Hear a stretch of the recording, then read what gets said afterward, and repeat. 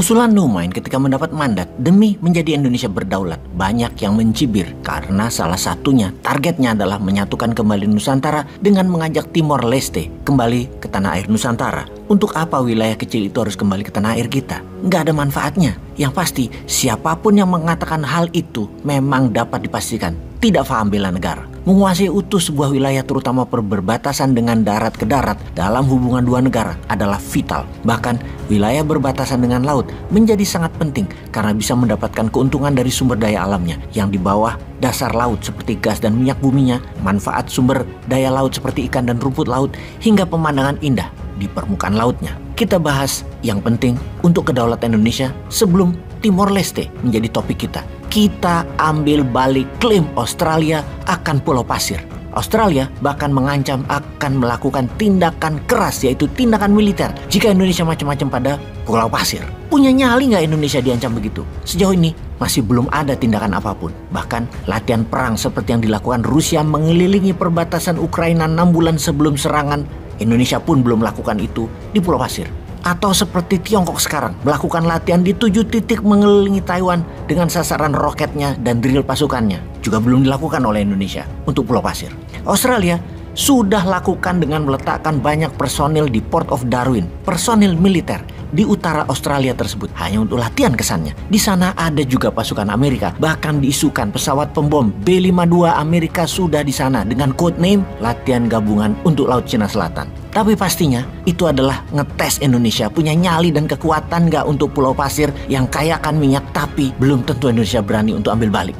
Ini yang membuat Neumann sering muring-muring, ngamuan melihat bernegara dikelola tidak canggih strategi luar negerinya. Kita detailkan masalah Pulau Pasir ini yang oleh pihak Australia dinamakan Ashmore Reef. Pulau Pasir memang tidak dikenal banyak oleh rakyat Indonesia karena polemik Pulau Pasir ini tidak sebesar Sipadan Ligitan yang diambil Malaysia dan Blok Ambalat yang juga berkonflik dengan Malaysia, pihak Indonesia tersebut. Pulau Pasir berjarak 320 km dari utara daratan Australia, namun hanya berjarak 140 km dari selatan Pulau Rote, Nusa Tenggara Timur. Berdasarkan data pre-colonial history atau sejarah sebelum kolonial dulu, Pulau Pasir adalah wilayah yang tergabung dalam Nusantara Indonesia. Dalam catatan, Pulau Pasir menjadi bagian dari traditional fishing area, bahkan bukan hanya Pulau Pasir, hingga wilayah Broome, Australia adalah traditional fishing groundnya orang Indonesia, orang Timur, orang Ambon, orang Makassar yang dikenal sebagai nelayan dan pelaut ulung di zaman prakolonial hingga saat ini. Terbukti banyak artefak sisa-sisa peradaban penduduk di sana. Semua peninggalan sejarah bangsa Indonesia. Pulau Pasir adalah tempat rest areanya nelayan setelah memancing dan menangkap ikan di perairan Kepulauan Pasir tersebut oleh penduduk Kepulauan Rote. Juga sebagai tempat transit perjalanan sisi selatan wilayah Nusa Tenggara oleh warga Indonesia. Sejak MOU antara Indonesia dengan Australia di tahun 1974, Australia langsung klaim Pulau Pasir sebagai propertinya Australia yang menyebabkan saat ini Indonesia baru tersadar kesalahan MOU di tahun 74 tersebut yang dilakukan oleh pemerintah Indonesia waktu itu, dan kita harus betulkan serta ambil balik. Ini adalah Neumann punya konsep bernegara. Kesalahan MOU harus dilobi secara bilateral antara Indonesia dan Australia. Namun secara keras kita pun harus siap. Inilah tes seorang pemimpin.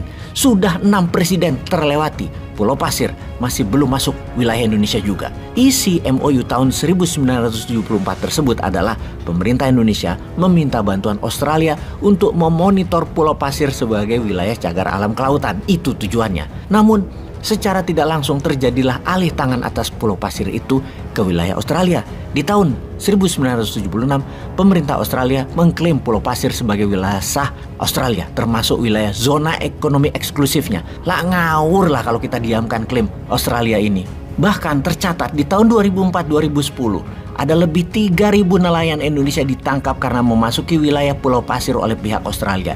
Dan ini seharusnya jadi senjata Indonesia yang ternyata tidak punya biji bernegaranya, sehingga saat ini nelayan Indonesia tidak berani melaut dan menangkap ikan di wilayah Indonesia sendiri. Puncaknya kemarin di tahun 2021, bukan hanya ditangkap, namun kapal nelayan Indonesia ditenggelamkan oleh polisi Coast Guard-nya Australia. Dia nggak melanggar batas negara Australia.